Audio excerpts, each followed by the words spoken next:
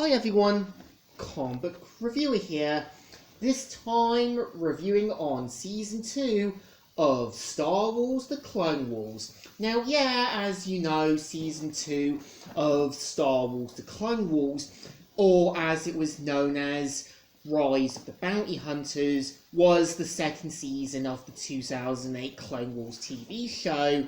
And keep in mind, back from 2009 all the way to 2010, Cartoon Network was having a lot of new action-packed shows, like Young Justice, Ben 10 Ultimate Alien, Symbiotic Titans, and other stuff.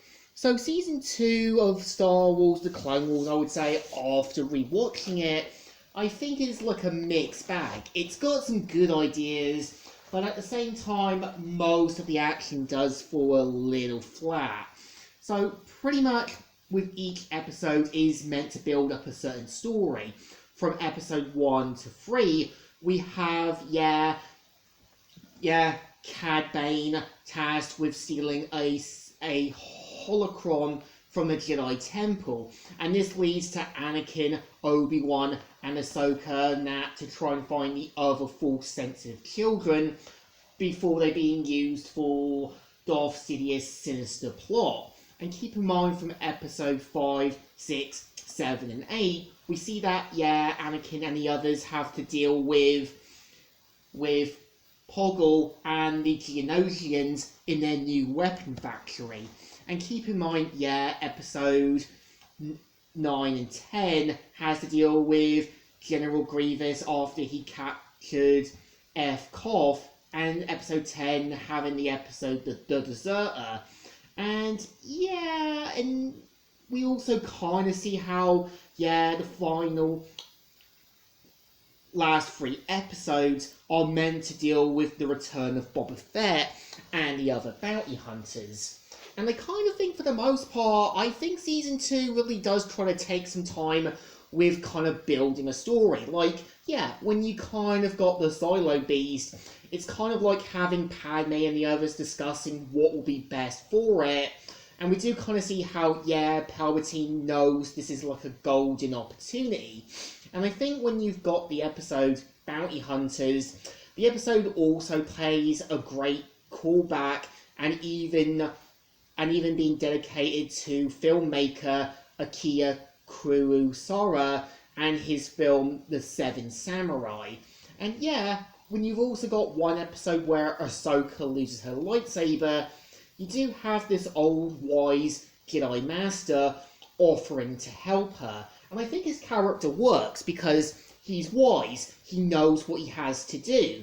And I think when you've got the episode with the whole Death Watch, we do see how, the Duchess of Mandalore, as well as Obi-Wan, do want things to work out again, but knowing they're both following different paths, and having to deal with the terrorist organization, Death Watch.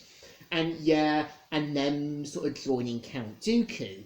I think some of the humor, and I think some of the story isn't too bad, but I think most of the time it does rely a bit on callbacks. Like, when you have the episodes when they go to Geonosis, it kind of reminds me a bit like they're trying to call out or reference episode 2, saying, hey, remember episode 2? Do you want to see episode 2 again?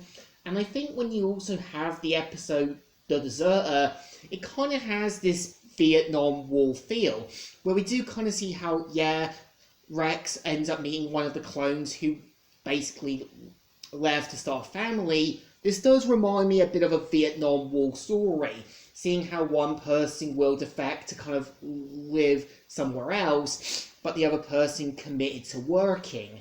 And I think what they also get right at is, you do see Boba Fett returning, and there being a lot more repercussions.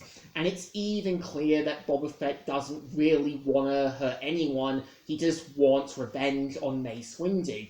And you can tell Mace Windu at the end of the episode does regret what happened, but deep down he has to keep this straight face.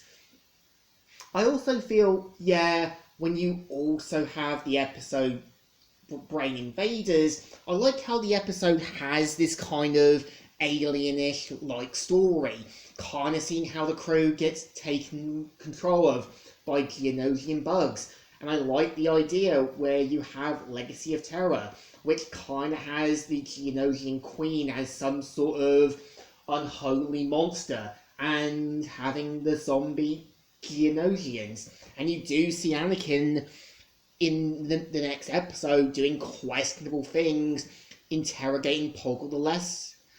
But I think at the same time, it's going to be building up Darth Vader. And I think for the most part, yes, some episodes do show a lot more repercussions. We are going to see characters wanting to do the right thing, but you know it's never going to be easy. Like, yeah, when you do kind of have one of the episodes where Senator Farr from season 1 gets poisoned, there is a callback from the last season when he did join the Separatists. When you also do see how, yeah, the pirates from the first season, you do see them for season 2 for a few episodes. I think season 2 is an okay series. Yeah, we're not going to see full over-the-top action just yet. I think it's cutting itself down a bit, but also focusing a bit on some of the characters, focusing on some stories, kind of doing callbacks. But I think this season definitely deserves thumbs in the middle. It's an okay season, not going massively big, but kind of building up to other future stuff.